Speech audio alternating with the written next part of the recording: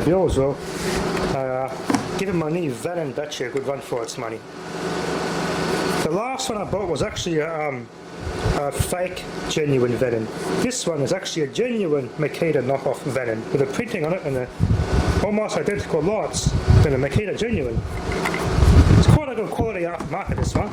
I was quite impressed with a fake knockoff Venom, which isn't as good quality as this one. That battery performs very low on the blower and its vacuum cleaner. So I give it like this one, yeah, a good run on this one. But things like this, I'm quite happy with it. It actually performs better than the 6 amp hour Makita battery so far. Anyway, on a side note, that's some things I scored. I pretty much started testing and tagging in a lot of testing and tagging in emergency light work, which is just a little in-between jobs, or what the apprentices normally do. It's just easy stuff you can go out on your own and do. You don't need to be supervised by A-graders. So if there's anything, pretty much it's quite a work to do unsupervised. But I'm doing those jobs. I've got some scores. I've got an emergency light which do a 90-minute test as part of maintenance protocol. They're testing the emergency light protocol.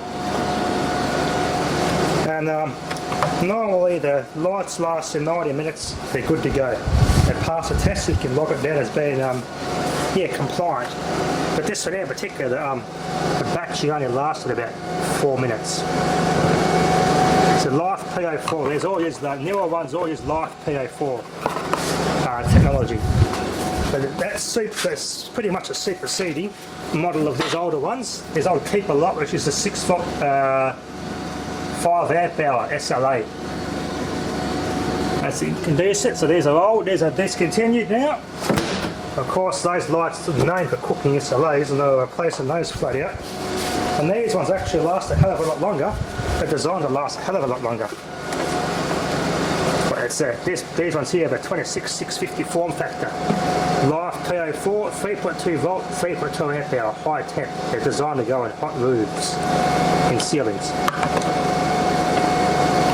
But it works quite well. Just the when you turn the power off the light, the battery doesn't last for the time it's supposed to last, so that's why they replace it. It's not worth paying $1 each for these cells and replacing them all. At the end of the day, it's cheaper to replace the actual whole fitting. It's how it is these days, so. But at least with these you get a good score. This is just the one little LED and a big heatsink. I'm going to try and convert this to a nice work light, I reckon. Make an 18650 USB rechargeable portable work light out of that.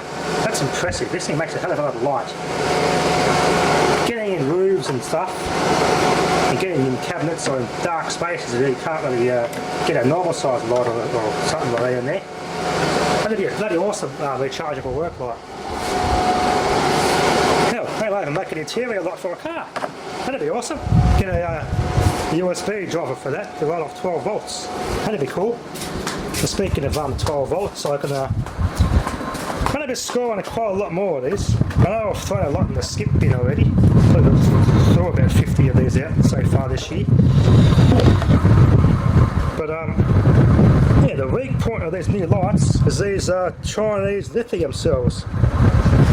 Life PO4 is a pretty good technology, but the Chinese are spinning them off by the millions to they're in the technology in its baby infant stages. There is a decent manufacturer out there, but there's just these particular consumable items like this, like the cheapest you can get. So it's a 3.2 volt, 1.5 amp hour cell, which is an 18650 form factor.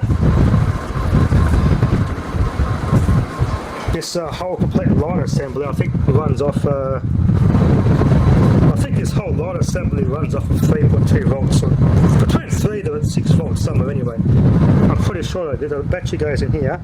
There's a charging circuitry for that cell. Then a light plugs into here. I reckon there's a.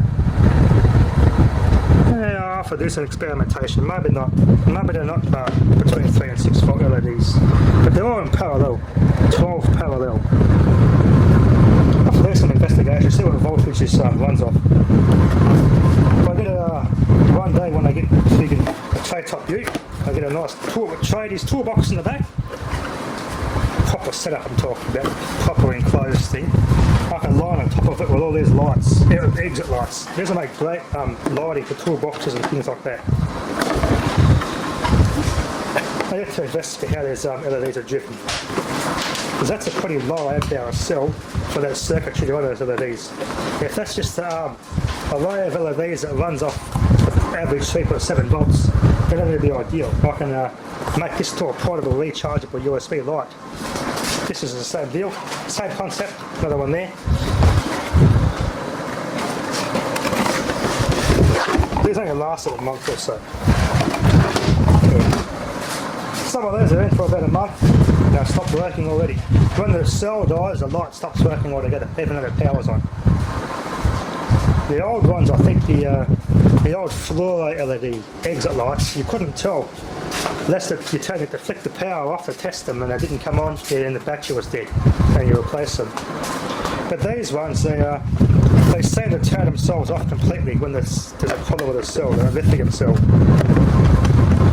So you just don't work at all, even when the lights are on, or the power's on them.